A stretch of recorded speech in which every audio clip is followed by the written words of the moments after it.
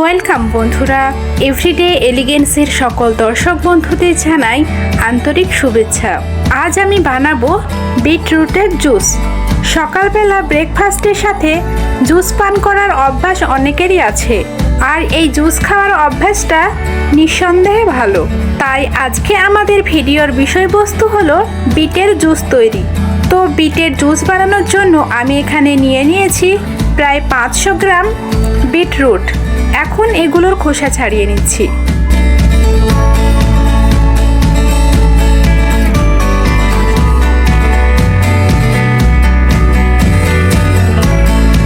এর সাথে একটু আদারও খোসা ছাড়িয়ে টুকরো করে নিচ্ছি। বিটের গন্ধটা অনেকেই পছন্দ করেন না, তার জন্য আদা নিলে জুসটা খেতে ভালো লাগবে। তাছাড়া আদার রসও আমাদের শরীরের পক্ষে বেশ উপকারী।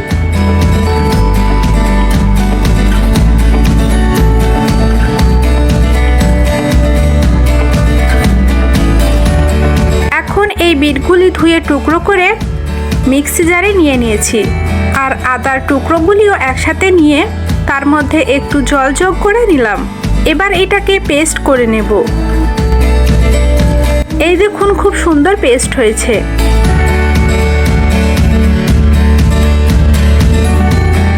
এবার একটা পাত্রের উপর ছাকনা রেখে অল্প অল্প করে পেস্ট নিয়ে জুসটা বের করে নিচ্ছি।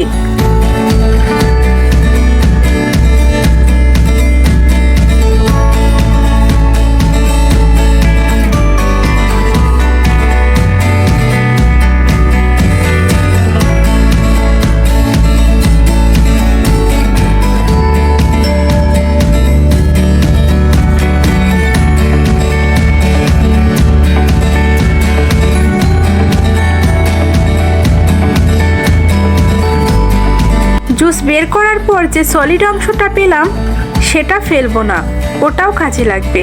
ওটা নিয়ে কি করব সেটা অন্য একটি ভিডিওতে দেখাবো। এবার দেখুন, এই জুসের উপরে যে সাদা ফোফড়াটা হয়েছে সেটা আমি চামচ করে ফেলে দিচ্ছি, কারণ ওটা আমার ভালো লাগে না। তবে এতে কারো সমস্যা না হলে ফেলে দেওয়ার প্রয়োজন নেই। এবার কেটে নিচ্ছি একটা পাতিলেবু। হ্যাঁ, পাতিলেবুর রস যোগ করব এই জুসের সাথে। এই যে একটা গোটা লেবু চিপে দিলাম।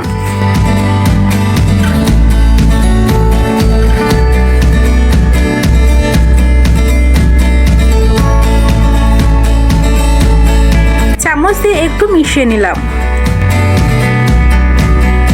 এবার এর মধ্যে দিয়ে দিচ্ছি স্বাদ মতো লবণ। আবারও চামচ দিয়ে ভালো করে মিশিয়ে নিলেই রেডি হয়ে যাবে বিটের জুস। এবার এটাকে সার্ভ করে দেব। তাহলে আপনারাও বানিয়ে নিন স্বাস্থ্যকর একটা রেসিপি বিটের জুস। বিশেষ করে যাদের দেহে হিমোগ্লোবিনের পরিমাণ স্বাভাবিকের তুলনায় কম, তারা এই জুসটা খেতে পারেন, উপকার পাবেন।